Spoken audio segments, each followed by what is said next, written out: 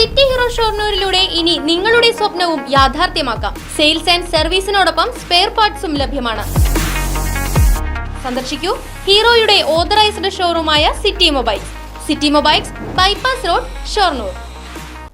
പാലക്കാട് നൂറണിയിൽ സ്വന്തം കെട്ടിടത്തിൽ പ്രവർത്തിക്കുന്ന കൺസ്യൂമർ ഫെഡ് ഗോഡൌൺ വാടക കെട്ടിടത്തിലേക്ക് മാറ്റുന്നതിന് പിന്നിൽ അഴിമതിയെന്ന് വെൽഫെയർ പാർട്ടി ജില്ലാ പ്രസിഡന്റ് KC നാസർ ആരോപിച്ചു.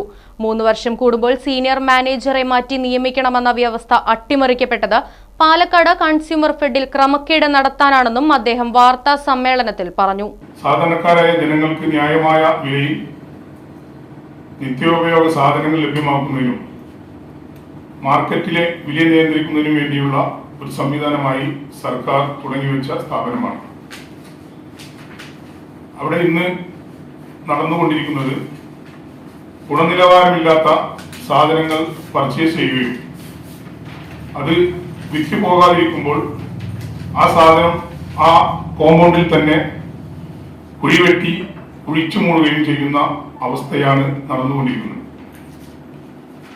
2013 UDF സർക്കാരിന്റെ ഭരണകാലത്ത് അന്നത്തെ സഹകരണ വകുപ്പ് മന്ത്രി CN ബാലകൃഷ്ണൻ അവർ ത്രിവേണി സൂപ്പർ മാർക്കറ്റ് സ്ഥാപിക്കുന്നതിന് വേണ്ടിയും ഈ കൺസ്യൂമർ ഫെഡിന്റെ ഗോഡൌണിന്റെ വിപുലീകരണത്തിന് വേണ്ടിയും ഒരു തറക്കല്ലിടൽ കർമ്മം നടത്തിയിരുന്നു.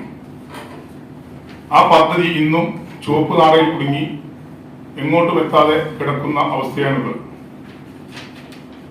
ഏകദേശം 70 സെന്റോളം സ്ഥലം സ്വന്തമായിട്ടുള്ള ഈ കൺസ്യൂമർ ഫെഡ് സ്ഥാപനം ഇന്ന് ഭീമമായ ഒരു സംഖ്യ അഡ്വാൻസും വലിയ തുക മാസവാടകയും കൊടുത്ത് മറ്റൊരു സ്ഥലത്തേക്ക് മാറ്റി സ്ഥാപിക്കാനുള്ള നീക്കമാണ് നടന്നുകൊണ്ടിരിക്കുന്നത്.